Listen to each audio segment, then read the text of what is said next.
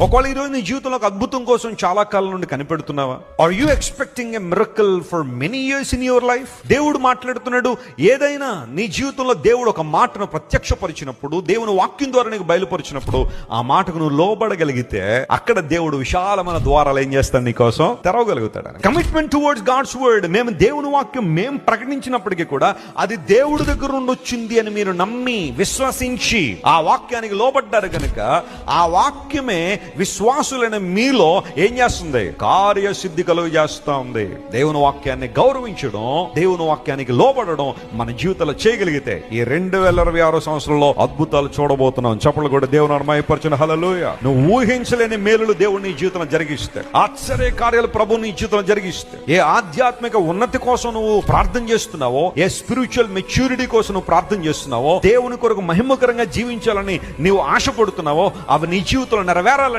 obey to the voice of God, my friend. దేవుని వాక్యానికి లోబడే అనుభవం